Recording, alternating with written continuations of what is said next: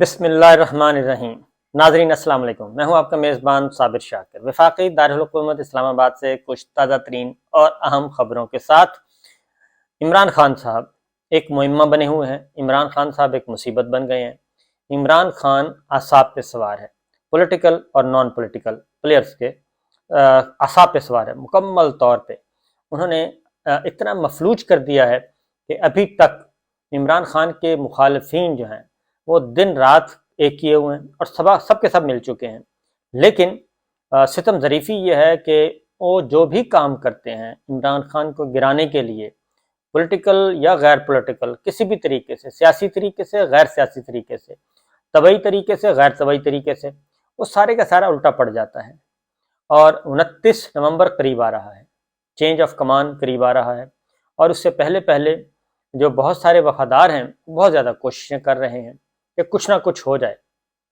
آنے والے army chief کے لیے مصیبتوں کے پہاڑ کھڑے کیے جا رہے ہیں، اور آنے والے جتنے 5 لوگوں میں سے کسی ایک نے آرمی چیف بننا ہے، 5 کور کمانڈرز میں سے کسی ایک نے آرمی چیف بننا ہے، لیکن ایسے شاطرانہ لوگ ہیں کہ اتنے بھونڈے طریقے سے ہر کور کمانڈر کو متنازع بنایا جا رہا ہے، اور اس کے ساتھ ساتھ عمران خان کو گندا کرنے کے لیے کوئی نہ کوئی حربہ استعمال کیا جاتا ہے، اور ہر حربہ ناکام ہو جاتا ہے۔ اب ایک آیا ہے گھڑی، توشہ خانہ سے گھڑی خریدی، گھڑی بیچ دی گئی، یہ ایک چل رہا ہے۔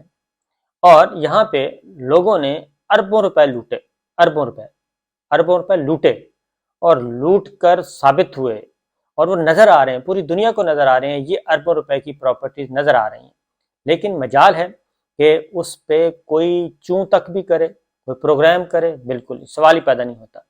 پچھلے دنوں برطانوی عدالت سے جرمانہ ہوا، کسی نے کوئی لفٹ نہیں کروائی، پاکستان کا میڈیا اس طرح سے خاموش کہ جیسے کچھ ہوا ہی نہیں ہے، اور اس طرف خبر ہی نہیں جانے دی، بلکہ اس کی جگہ پہ اشتہارات دے کے منہ بند کر دیا گیا۔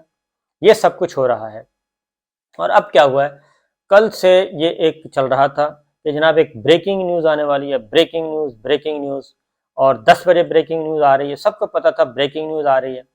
بریکنگ نیوز آئی تو وہ عمران خان صاحب کی ایک گھڑی، توشہ خانہ سے گھڑی خرید دی گئی، اس کا خریدار ایک پیش کیا گیا کہ جی یہ ہے خریدار۔ اب وہ خریدار جو ہے وہ فوراً، میں نے آپ کو پہلے بھی کہا تھا کہ اس وقت سوشل میڈیا کا اور ڈیجیٹل میڈیا کا زمانہ ہے، اور پاکستان کی جو یوتھ ہے، دنیا بھر کی طرح پاکستان کی یوتھ بہت ایکسٹرا سمارٹ ہو چکی ہے، اور وہ ایک ایک پل سے واقف ہے، اور وہ پہلے سے تیاری کر کے رکھتی ہے کہ اب کیا ہوگا تو ہم نے کیا کرنا ہے۔ تو یہ ساری چیزیں ہو رہی ہیں، تو نوجوانوں نے پہلے سے تیاری کر لی تھی کہ 10 بجے کیا ہو رہا ہے۔ خبر لیک ہو گئی، خبر تھی کہ دبئی میں ایک جو تاجر ہے اس کو پیش کیا گیا تاجر بنا کے، اور اس تاجر کو بنا کے پیش کیا گیا یہ گھڑی کا خریدار ہے۔ پہلے تو ذرا گھڑی کا میں کر لوں کہ گھڑی کا سن لیں۔ توشہ خانہ ہے کیا؟ توشہ خانہ یہ ہے کہ باہر سے جب بھی سربراہان مملکت یا ان کے ساتھ ڈیلیگیشن جو جاتے ہیں باہر بیرونی دوروں پہ، تو جو دوست ممالک ہیں خاص طور پہ وہ بھی، اور دیگر ممالک جو ہیں وہ خاص طور پہ تحفے دیتے ہیں، تحائف دیتے ہیں۔ اگر کوئی پاکستان آ رہا ہو تو پاکستان کی طرف سے بھی تحائف دیے جائیں گے، تو وہ تحائف دیے جاتے ہیں۔ وہ توشہ خانہ ایک ڈپارٹمنٹ ہے، وہاں پہ جمع کروا دیے جاتے ہیں۔ وہاں جمع کروانے کے بعد اس کی ایک قیمت مقرر کی جاتی ہے، اور تمام جتنے بھی وفود ہیں، وفود میں جتنے بھی لوگ شامل ہوں گے، وفد میں جو پرائم منسٹر کے ساتھ گئے ہوں گے، فار ایگزامپل سعودی عرب گئے ہیں پرائم منسٹر کے ساتھ، تو ان سب کو تحفے ملتے ہیں۔ وہ تحفے جو ہیں وہ انڈیویجول نہیں ہوتے، وہ سارے جمع ہو جاتے ہیں توشہ خانہ میں، اور پھر جب توشہ خانہ میں آ جاتے ہیں تو پھر کیبنٹ ڈویژن ان تمام لوگوں کو خط لکھتی ہے کہ یہ آپ گئے تھے فلاں ملک میں وزٹ پہ صدر مملکت کے ساتھ یا پرائم منسٹر کے ساتھ، تو آپ کو یہ تحفہ ملا تھا، تو اس تحفے کی قیمت یہ ہے، یہ مقرر کی گئی ہے، اگر آپ اتنے پیسے جمع کروا دیں تو یہ تحفہ آپ کو دے دیا جائے گا۔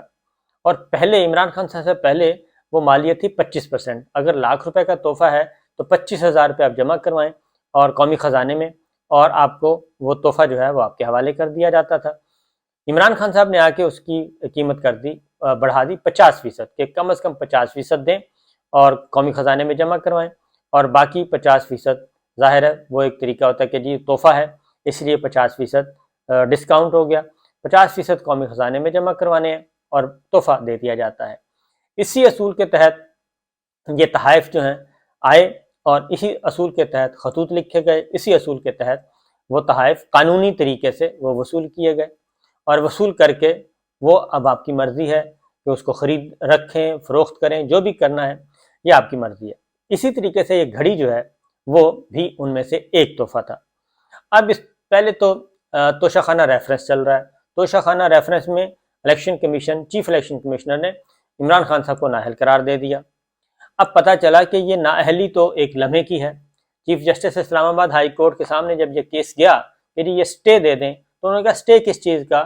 یہ تو ایک سیٹ تھی میاں والی وہ سیٹ تھی عمران خان صاحب کی، اس سے ڈی نوٹیفائی ہو جائیں گے اور معاملہ ختم۔ یہ تو آپ کی ڈسکوالیفیکیشن ہے ہی نہیں، یہ تو آپ الیکشن لڑیں تو ایک ٹرم کی وہی سیٹ خالی ہونی تھی، وہ ہو گئی۔ اب اس کے بعد پھر خرم کا الیکشن ہوا، عمران خان صاحب نے الیکشن لڑا اور وہ توشہ خانہ ریفرنس جو ہے وہ بھی فارغ ہو گیا۔ اب تک عمران خان صاحب کے خلاف اور پوری کابینہ، صرف عمران خان نہیں، پوری کابینہ عمران خان کی، ایک بھی کرپشن کا میگا، سیمی میگا اور چھوٹا میگا وہ بھی نہیں ملا، ابھی تک ایک بھی نہیں ملا کسی وزیر کے خلاف۔ اگر یہ کرپشن کا کیس ہوا ہوتا تو اب تک تو ادھم مچا چکے ہوتے، ابھی تک نہیں ملا۔ بجائے اس کے کہ اس پہ خوشی کا اظہار کیا جائے کہ پچھلی گورنمنٹ اور کابینہ جو ہے وہ ایماندار تھی اور انہوں نے کوئی کرپشن نہیں کی، لیکن یہ چیز ہضم نہیں ہو رہی۔ اب نیریٹو بن نہیں رہا، ایک بیانیہ بناتے ہیں، دوسرا بیانیہ بناتے ہیں۔ اب تک بے شمار مقدمات میں ان کو گھیرنے کی کوشش کی گئی، سینکڑوں ایف آئی آر درج ہو چکی ہیں، مجموعی طور پہ سینکڑوں ایف آئی آر درج ہو چکی ہیں عمران خان اور ان کی کابینہ کے خلاف۔ اس میں دہشت گردی کی بھی دفعات ہیں، اس میں کار سرکار میں مداخلت کی ہیں، اس میں دہشت گردی کی ہیں، اس میں توہین مذہب کی ہیں، پتہ نہیں کیا کیا ایف آئی آر درج ہو چکی ہیں۔ تو اس سب میں ان سب کی ضمانتیں ہو جاتی ہیں اور بری ذمہ ہو کے آرام سے وہ حصہ لے رہے ہیں، اور ان میں سے کوئی بھی ڈنڈے سوٹے والا نہیں ہے کہ جناب جو گن پوائنٹ پہ آپ کے ساتھ یہ کرے۔ یہ سب کچھ ہو رہا ہے۔ تو یہ ظہور صاحب جو ہیں ان کو لایا گیا۔ اب وہ سارے کا سارا بیانیہ ختم ہو گیا۔ میں نے بتایا نا کہ مارچ آ رہا ہے، مارچ رک نہیں رہا، اور نئی تقرری ہونی ہے، اس نے بھی ہونا ہی ہونا ہے، اور نئی تقرری کو بھی متنازع بنانے کی کوشش، اور یہ بھی اپوزیشن متنازع نہیں بنا رہی۔ اپوزیشن نے آج تک کسی بھی ایک بھی کور کمانڈر کا، کسی ایک لیفٹیننٹ جنرل کا نام لے کر یہ نہیں کہا کہ یہ ہمیں قبول ہے، یہ ہمیں قبول نہیں ہے۔ یہ ساری کی ساری چیزیں ایک جگہ سے ہو رہی ہیں، ایک جگہ سے، اور ایک ہی شخص کر رہا ہے، اور وہی فیڈ کرتا ہے، وہ اپنے باسز کے کہنے پہ کرتا ہے، کیسے کرتا ہے۔ یہ تمام کے تمام کور کمانڈر وہ سمجھتا ہے کہ وہ میرا خیال ہے کہ ذاتی ملازم ہے، اور وہ ذاتی ملازم کے علاوہ اس کا کوئی نہیں، وہ ادارے کا نہیں ہے، تو وہ ایک شخص کر رہا ہے۔ اور لیفٹیننٹ جنرل عاصم منیر، ان کو متنازع کرنے کی کوشش، لیفٹیننٹ جنرل ساحر متنازع بنا دو، جنرل اظہر عباس متنازع بنا دو، جنرل فیض متنازع بنا دو، جنرل عامر متنازع بنا دو، جنرل نعمان متنازع بنا دو۔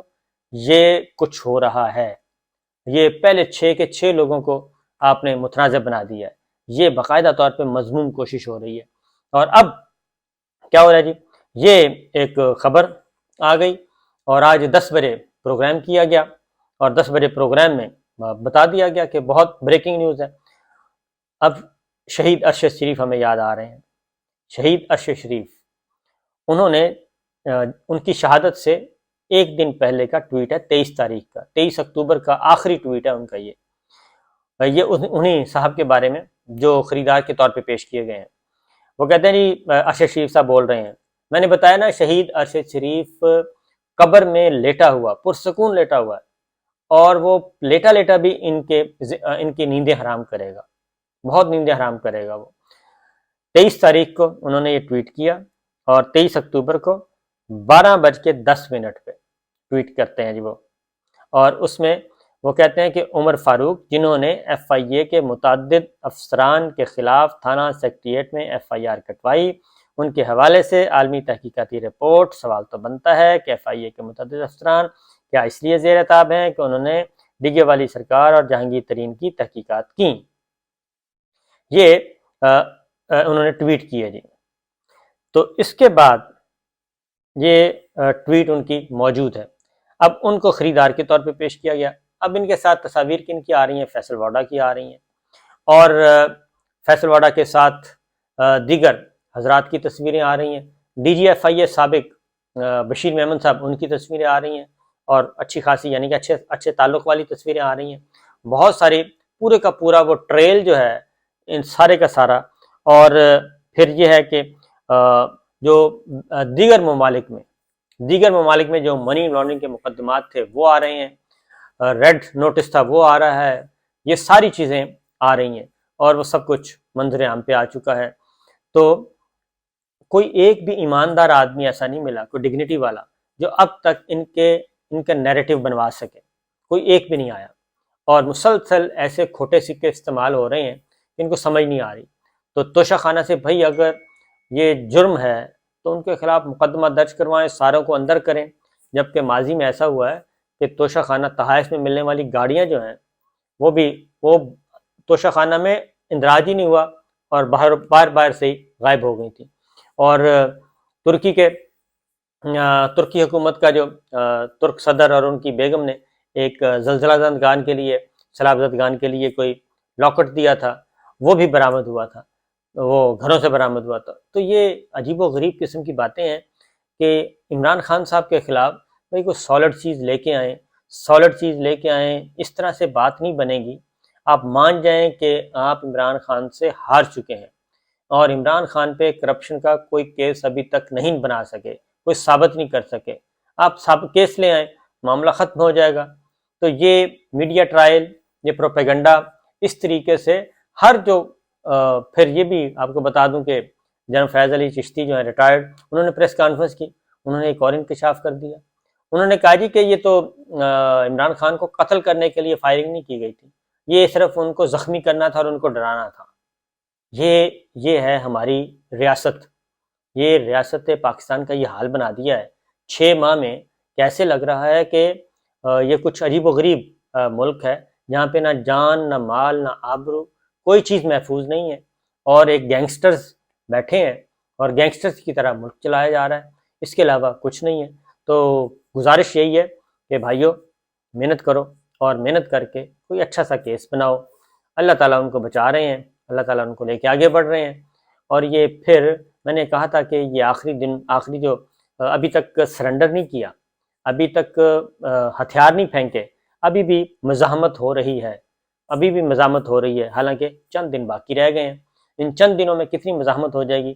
کچھ اور بھی خبریں انشاءاللہ وہ اگلی ویڈیو میں بتاؤں گا کہ اس طرح سے، میرا نہیں خیال کہ اس طرح سے کوئی کامیابی حاصل ہوگی۔ اجازت دیجیے، اللہ حافظ۔